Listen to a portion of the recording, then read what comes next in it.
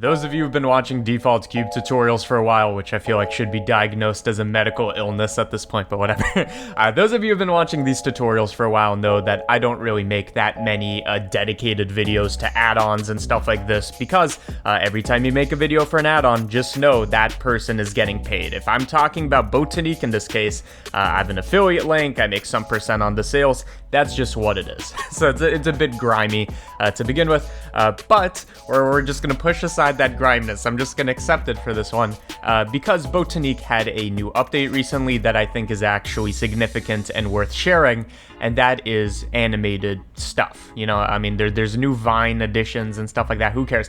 Animated trees is what we're talking about, and this is pretty new, I think. I haven't been deep into well, whatever.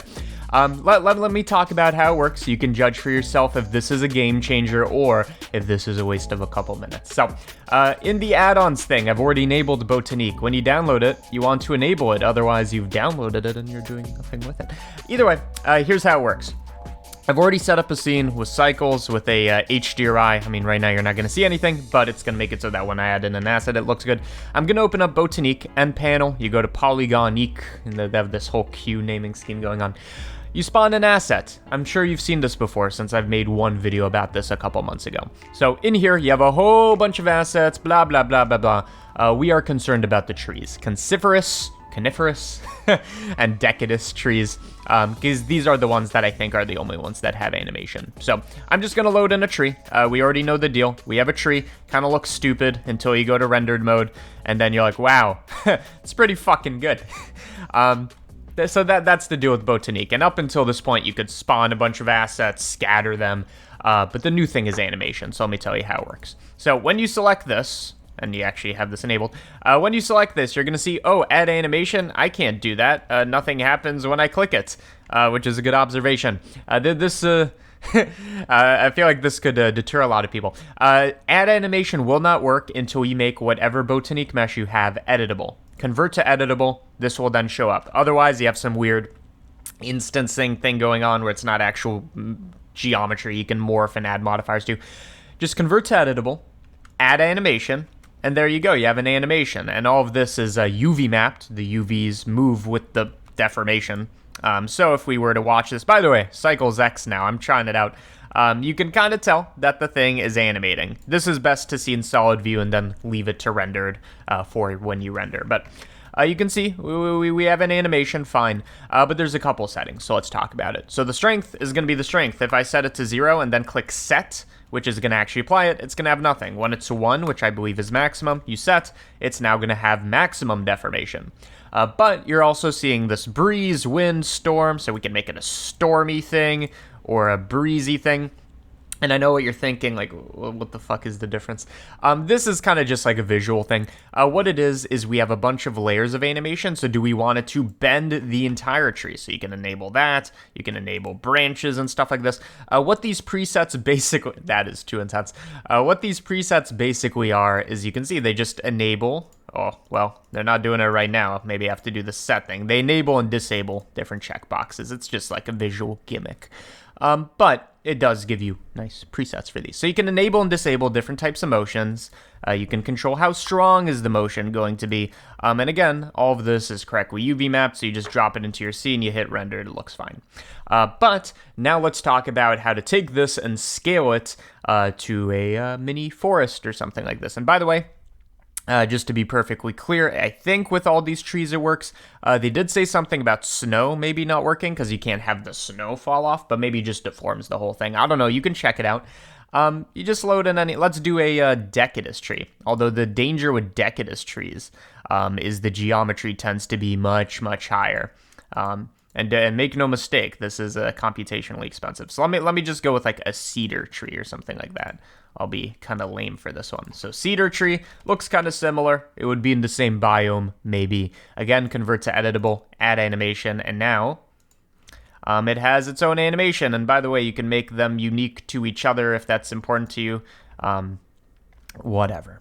and you could have one have more animation than another. Okay, we're clear on that. Let's make a little biome. So here's how you would do something like that now with animation. So first of all, we add in a ground plane. We make it bigger so that, there's more ground. I'm thinking I want to displace this, so it's kind of like a hilly thing, and it looks more visually interesting. Super easy to do. Yeah, edit mode, I'm just going to add in a bunch of geometry. Wow, Cycles X is so fast. Impressive. In the modifiers, I'm going to add a displace with the texture, what texture, cloud texture, you know the drill. Even though I haven't talked about this ever before, I'm like, yeah, they know what I'm talking about. I'm just making a custom texture that is going to drive our displacement. Don't need it to be too high resolution or anything like that. And by high resolution, I'm talking about the geometry, right? We just shade smooth and it will look fine. I have a deformed surface, not in a bad way. There's nothing wrong with it. It's just deformed. How do we scatter animated trees on here? Well, you could do this manually with particle systems, or you could use this menu, which does the same thing. But you select, by the way, why have I not been in full screen? You guys are supposed to comment that and let me know. You select the plane. You go to scatter assets. Okay, what kind of asset do we want to scatter? And by the way, just quick little thing, since we are talking about 6.3. This whole grease pencil vine thing, pretty interesting. Just wanted to mention that.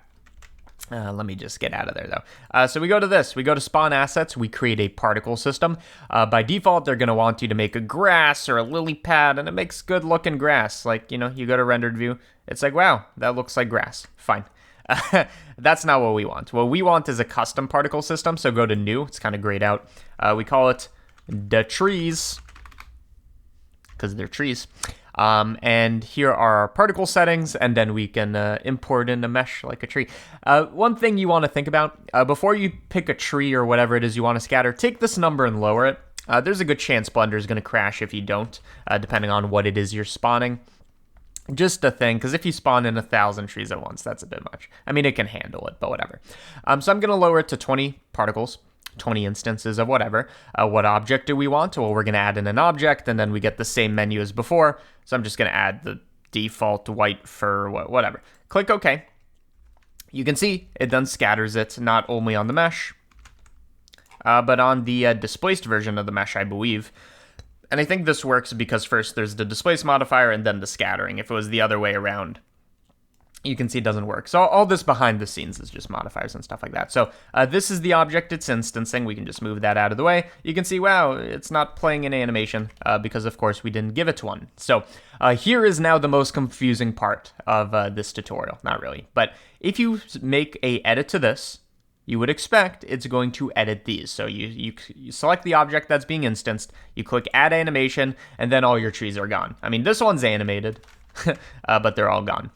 The key, or the thing that is the issue, is you want to disable this whole collection thing, or automatic make instance. You disable this, you then add animation, and now you can see all of these are going to be animated. That took me a second to figure out, but that's just because I'm dumb, Not really, but you could argue.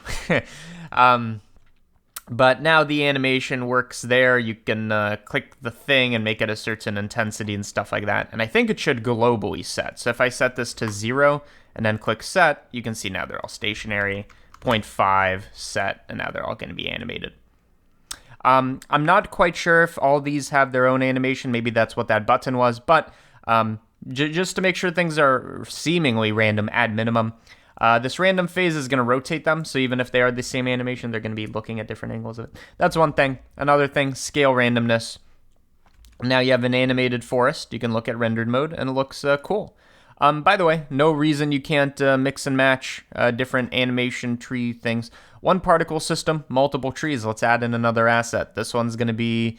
I mean, I kind of liked what I had before with the things that look like they actually match together. So I had white fir, and now I'm going to do cedar.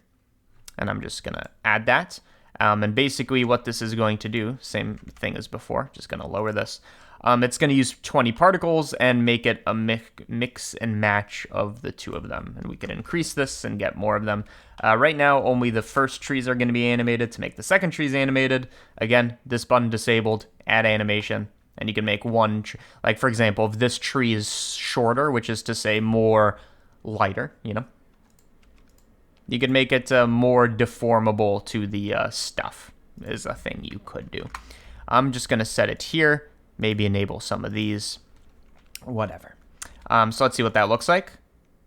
Couple more things. I don't know what direction I was going in here, to be honest.